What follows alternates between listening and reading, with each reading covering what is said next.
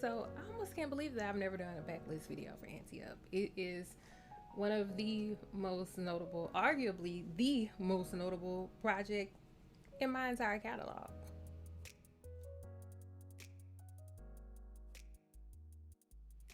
Ante Up is my highest selling project, and it is also my highest reviewed project. It's got more than 500 reviews, and yeah, even though it was written in 2017, a lot of people, like, I still hear from a lot of people that it is actually their favorite project of mine, which this book did not end up being what it was when when I conceptualized it. When the idea first came to me, it was going to be like this fun, sexy romp through Vegas, and it was going to have these really fun moments and all of that. It was another one of those projects where I started and then I had to put it down and, had to kind of reframe it and give it some more thought. And I did not expect it to go as dark as it went.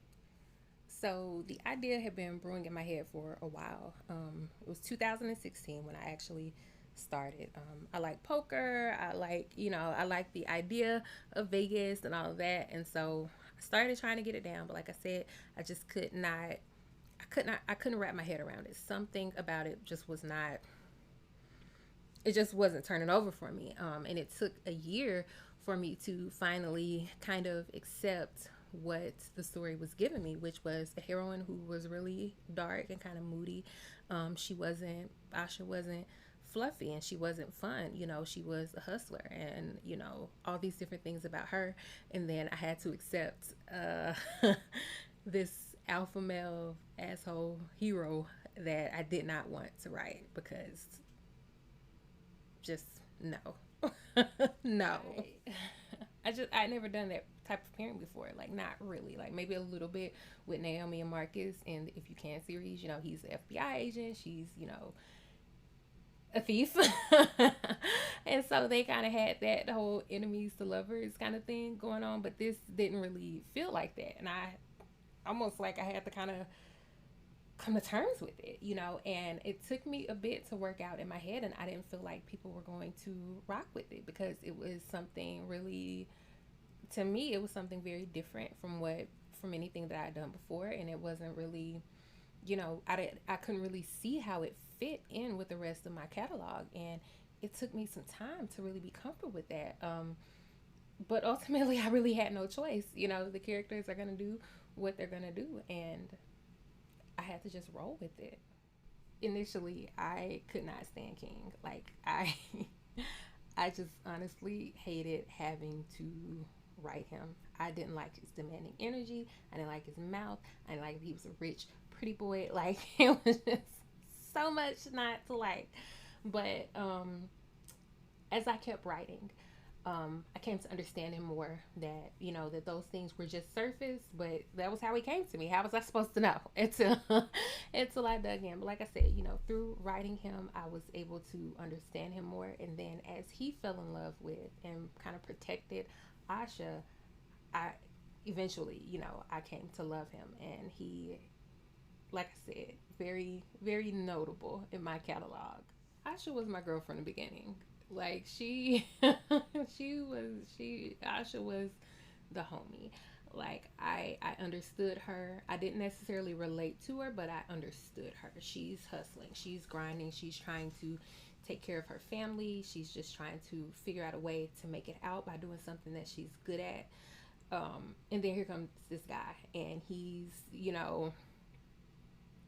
all that he was. And she's like, boy, please, you're not a knight in shining armor. You're rusty and you're damaged. But it was kind of like, you know what? That's what we have in common. So let's work it out.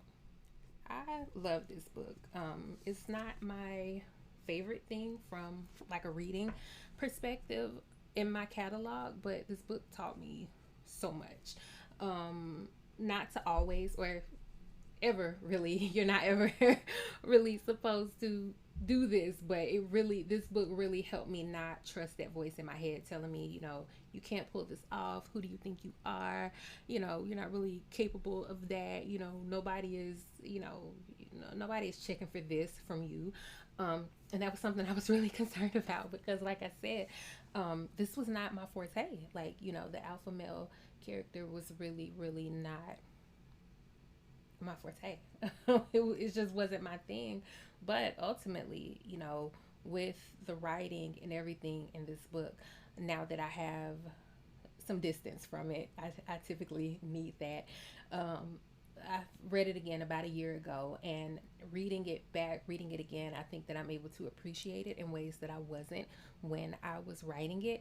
And I kind of think it deserves that spot, where it is near the top of the the big pile of CCJ novels. I think it deserves its place in my personal canon.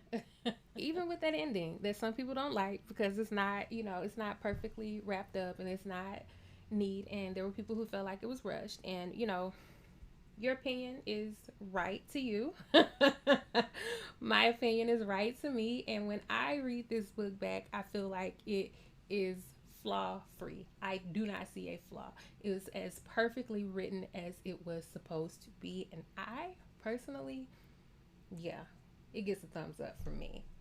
Just me. If you read and enjoyed Ante Up, drop a comment and let me know what your favorite scene was from this book. And if you want to see me reminisce like this about other titles in my backlist, you can drop that in a comment as well, and I will add it to my list. Bye.